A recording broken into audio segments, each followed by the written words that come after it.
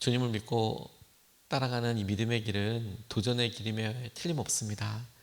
왜냐하면 믿음 아니면 하지 않았을 일들이 우리에게 있고, 믿음이 아니면 우리 가운데 더 깊이 친밀함을 위해서 그렇게 마음을 모을 그런 관계도 아마 많은 부분 정리가 되겠다라고 싶어요. 근데 주님을 믿기 때문에 우리가 할 수 있는 일, 해야 하는 일, 마주해야 될 상황들이 많이 있습니다. 그래서 우리가 도전이라고도 불러도 하나도 어색하지 않습니다. 모든 일에 최선을 다하게도 됩니다. 그런데 특별히 여러분 관심을 갖게 되는 부분은 우리의 말과 행동일 수밖에 없겠죠.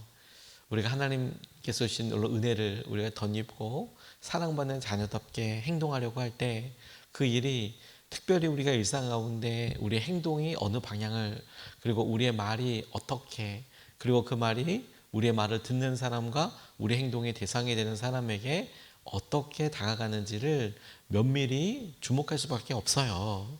하지만 이럴 때 오늘 이 본문 말씀은 우리가 진정 목적해야 될 우리가 방향을 갖고 있어야 될 방향에 대해서 우리에게 명확하게 알려주고 다시 재확인하게 하는 중요한 그런 도전이고 말씀이라고 싶습니다. 주님을 믿기 때문에 하려고 하는 온전함에 대한 시도, 그것 자체가 참 귀하지만, 그런데 문제는 우리의 삶에 우리의 연약함이 또 오래됐고 만만치 않다는 거예요. 실수하는 영역들이나 후회될 만한 일을 하게 되는데, 그럴 때 우리가 한 것을 다시 시작하게 되는, 혹은 반성하고 그 일에 대해서 다시 새롭게 하는 일에 대하여 필요 이상과 해야 할 만큼 이상의 자책감과 아픔을 누리게 되는 일이 있어요. 여러분들은 어떠십니까? 우리가 스스로 내가 착하지 않아, 특별히 믿음 생활을 하고, 그리고 우리의 믿음이 아직까지 여러 사회적인 관계 가운데 이렇게 많이 성숙이 필요한 청소년기나 이럴 때 보면 어떤 것 가지고 고민하면 예수님을 믿으면 착해야 해. 그 마음은 참 너무 귀하지요. 그 마음 자체는 너무 귀하고, 그래, 그런 마음으로 네가 결정하게 됐다는 생각을 갖고 있다는 것만으로도 너무 귀하다, 이런 생각을 하게 되지만, 그런데 이 일을 통해서 얼마나 하나님을 알아가고 있는지, 닮아가고 있는지에 대해서 고민하는 계기가 되는 것이 사실 더 중요하겠어요. 난 못됐어, 난 거짓말 좀 해, 나는 이런 행동을 하고 이렇게 사람들에게 본이 되지 않아, 그런 마음이 들었던 생각 자체가 주님이 주신 마음이 틀림없을 텐데, 그런데 그 일과 관련된 여러 일에 자책하는 것, 혹은 자기 자신에 대한 평가에 있어서 낙담하게 되는 것, 이것 자체가 목표는 아니죠. 이것 자체, 오히려 이 일을 통해서 주님의 뜻대로 순종했는지가 우리에게 정말 중요한 목표가 될 겁니다. 우리의 목표는 윤리적으로 그런 착한 사람이 되는 것이 목표가 아닙니다. 다시 여러분, 우리의 생각과 삶의 방향을 오늘 말씀으로 그대로 적용해 보면, 그리고 그것을 아주 거칠게 본질적으로 이야기하면 우리의 최종 목표는 윤리적인 완성형으로 가는 것이 아니에요. 그러면 그 필요 없는 삶이냐? 아니죠, 아니죠. 그것보다 훨씬 더 높고 그것보다 더 본질적인 일에 주목하죠. 왜냐하면 우리가 믿고 따르는 말씀과 주님의 은혜는 윤리보다도 더 우리에게 소중하고 더 핵심적인 부분을 주목하니까요. 그래서 우리가 겉으로 드러나고 사람들이 평가하는 어떤 일을 했냐 안 했느냐의 유무보다 오히려 그 일에 더 질문하게 하시는 이 일을 통해 우리가 주님을 얼마나 닮아가고 얼마나 주님의 은혜대로 살아가느냐가 중심이 되어야 하는 거죠. 그리고 이 일에 여러분, 우리가 거칠지만 원칙적으로 이야기하면 착하다고 생각하는 것과는 다른 부분이 있어요. 그렇지 않습니까? 그런데 우리의 생각에 우리가 착해야 돼, 이런 일을 해야 해 라는 반응과 마음의 방향 자체에 대해서 뭐라고 하는 게 아니라, 우리의 최종 목표는 착함이 아니고 하나님을 닮아가는 거예요. 우리가 이 사실을 놓치면 정작 우리가 에너지를 쏟고 마음을 두어야 될 부분보다 우리의 삶의 여러 다른 일들에 매여 있고 어려움을 당하는 길이 너무 많죠. 우리는 이 평생의 짧은 시간에 모든 일을 다 커버할 수 없을 거예요. 모든 일을 다 잘할 수도 없을 거예요. 모든 결과를 다 보고 싶지만 그 결과를 다 보지도 못할 거예요. 어떤 거는 심었고 심어져서 조금 자라는 것도 있고 또 그 중에 어떤 것들은 열매를 보는 것들도 분명히 있겠지만 우리가 했던 모든 일에 대한 심고 그리고 뿌려서 거두는 역할까지 다 하지는 못할 거예요. 그러니 더 핵심적으로 가보면 우리의 목표가 뭐라고요? 선함 자체가 아니라 하나님을 닮아가는 것이 목표예요. 그래서 이 선하다는 것을 사회적인 통념과 그리고 사람들이 말하는 수준이 아니라 착한 수준이 아니라 우리가 우리 삶에서 오늘도 이 일을 통해 하나님을 쫓아서 따라가는 그 삶을 사는 것을 통해 일어나게 될 열매들을 바라보는 것이죠. 그것이 사람들에게 때로는 어떤 오해가 있을 수도 있지만 물론 오해 자체를 최대한 피하겠음에도 불구하고 우리는 그 오해가 있었다고 해서 염려하고 걱정하기보다 주님을 쫓아가는 일에 마음을 둔다고요. 그리고 하나님을 닮아갈 때 우리는 선한 행동에 기준을 맞추는 경우들이 있어요. 그렇죠? 근데 우리의 목표는 선한 일을 하는 것 자체가 아니라 하나님과 함께하며 그분을 닮아가는 것이라는 사실을 꼭 기억해야 합니다. 그러면 주님을 닮아가고 쫓아가면 그러면 사람들이 보기에도 우리에게 들려지게 되는 이름이 그 평가가 있겠지요. 예수를 따르는 사람들, 예수님의 사람들, 그리스도인이라는 말은 그들의 행동이 특정한 어떤 모습과 특징적인 행동들을 하기 때문이었는데 그 범주가 착한 일을 했기 때문에 만은 아니었어요. 착한 사람들은 무조건 그리스도인이라고 부르는 게 아니라 하나님을 예수님을 쫓아서 모이고 사랑하고 따라가는 사람들의 모습이 여럿 있는데 그 모습 중에서 다른 사람들과는 윤리적으로 비교할 수 없을 만큼의 선함과 모범이 있었다라는 점이 중요한 거죠. 우리가 이걸 놓치면 안 된다는 겁니다. 그래서 오늘 본문 말씀을 이야기하는 대로 주님의 성품이 드러나는 때는 선한 일을 행할 때 이것은 좁은 일이고 하나님을 닮아갈 때 그때 비로소 주님의 성품이 우리 가운데 드러나요. 그게 더 중요한 거죠. 그래서 48절 말씀을 다시 보면 그러므로 하늘에 계신 너희 아버지께서 완전하신 것 같이 너희도 완전하여라. 이때 완전 자체, 완벽 자체, 온전함 자체가 목표가 아니라 그 앞에 있는 너희 아버지께서 완전하시기 때문에 너희도 완전하여라. 그러니까 이것의 동기가 되는 목적이 뭐냐면 하나님 아버지를 닮아가는 거예요. 하나님이 완전하시니까 나도 우리 모두도 도전해야 한다는 거예요. 완전해야 한다.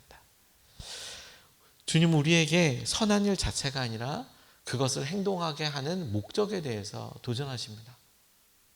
그래서 우리가 왔을 때 하나님 우리가 여전히 우리 마음속에 용서하지 못하는 영역이 있는 것 같아요. 하나님 우리가 우리 마음속에 여전히 또 폭발하고 혹은 무너지고 혹은 우리 스스로가 하는 여러 일들이 주님과 해결해야 될 일이 여전히 있어요 라고 이야기할 때 주님은 우리를 다시 용서하시고 다시 붙잡아 주시는 근거와 약속의 이유가 뭐냐면 선한 일을 했어 안 했어? 너 착했어 안 착했어?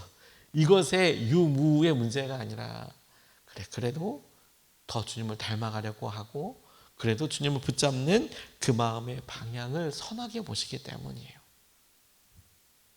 거룩함은 온전함은 우리의 행동에서만 드러나는 것이 아니라 그분과 우리가 닿기 때문에 친밀하기 때문에 그분을 사랑하기 때문에 우리 가운데 자발적으로 일어나게 되는 어떤 특징적인 동기와 계속적인 도전을 말하는 겁니다.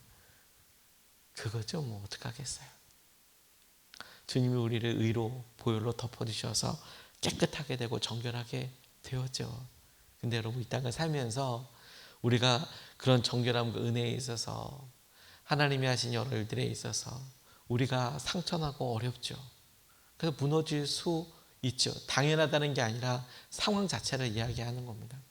그런데 여러분 그렇다면 사회적인 통념상으로는 예를 들어 아주 비싸고 좋은 향수라도 아주 맛있고 비싼 음식이라도 거기에 이물질이 있으면 그 가격은 말할 수 없죠. 그냥 버려야 될 수밖에 없는 경우들이 있죠. 우리가 완벽함과 온전함을 진짜 가져가더라도 흠집 하나 나고 우리 행동 자체로 무너져 버리는 게 아니라, 주님을 닮아가는 것, 주님의 은혜를 쫓아가는 것을 주님이 도전하시기 때문에 여전히 우리는 주님의 뜻대로 쓰임받고 그 은혜의 목적에 맞춰서 도전할 수 있는 거죠. 이게 중요한 거예요. 이게. 어느 목사님이 교회 목회를 하다 보니 그 교회의 위치가 독특해서 이런 이야기 하나를 간증하셨더라고요. 주일 아침마다 이렇게 교회에서 성도들 누가 오나 이렇게 와서 바라보는데 그 교회의 위치가 하필이면 경마장 건너편이었대요. 경마장. 말 이렇게 하는 경마장 있지 않습니까? 사람들이 엄청 줄을 서서 들어간대요. 제가 경마장을 한 번도 안 가봐서 그런데 아마 그런가 보죠.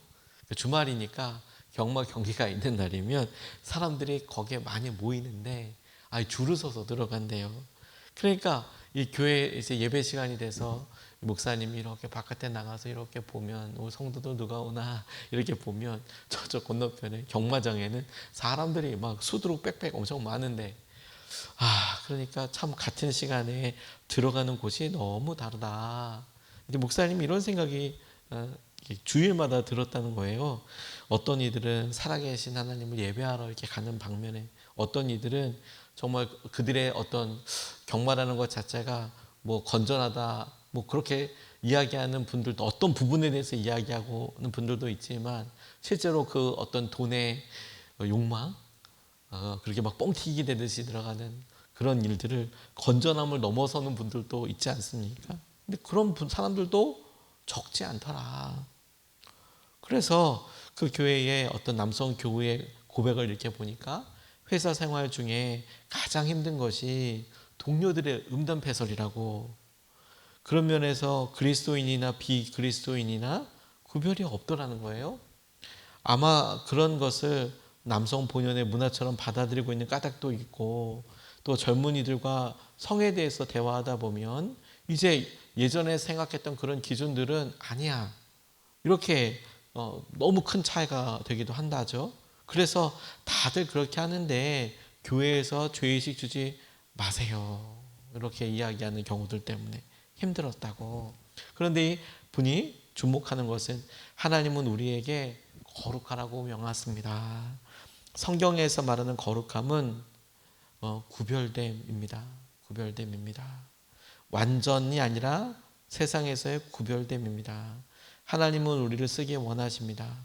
그래서 우리가 세상 풍조로부터 구별되기를 원하십니다. 다 그런 거 아니야? 라고 말하지만 우리는 세상을 살더라도 거룩하게 구별된 삶을 살아야 합니다. 당신은 참 소중합니다 라는 책에서 김두한 목사님이 이렇게 얘기를 했는데요.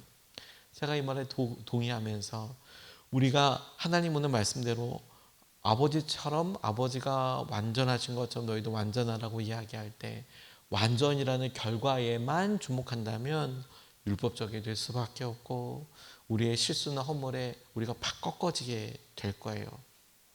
우리가 그래서 연약하기 때문에 그래도 된다고 이야기하는 게 아니라 다시 한번 동기와 목적을 생각해야 한다고 했죠. 그러면 완전함을 향하여 나아가고자 하는 마음, 주님은 우리가 주님 안에서 무너지고 때로는 힘들어도 몇 번이던 다시 거룩하게 하여 주시는, 우리를 완전하게 해가시는 분이 계세요. 그래서 거룩이라는 표현이 우리에게 딱 맞죠. 주일마다 예배를 드리며 이스라엘 백성들이 율법에서 그들이 쓰는 만남과 모임과 예배를 다시 정결하게 하고 1년 그들의 삶에서 절기를 통해서 다시 거룩하게 하고 다시 완전하게 하고 하는 것, 이것이 상징하는 바는 완전함 자체에 대해서 나아가는 방향과 언제든지 우리를 완전하게 하시고 거룩하게 하시는 주님을 좇아서 나아가는 그 삶의 여정과 도전을 말하는 것이죠. 그래서 오늘 본문 말씀에서 하나님 아버지께서 완전하신 것처럼 너희도 완전하라 이렇게 이야기하는 것은 오늘 우리가 너 완전해 안 완전해 가 아니라 우리의 삶의 마음의 방향에 우리가 주님을, 하나님을 닮아가고자 하는 것에 사모함을 두라, 나아가라. 어제의 무너짐에서 머물지 말고 하나님 아버지께서 하고자 하시는 것에 더 깊이 나아가라. 유명한 첼리스트 중에서 파블로 카살스라는 그런 분이 계세요. 뭐 음악을 들으면 여러분 대번에 아시는 뭐 그런 유명한 첼리스트입니다.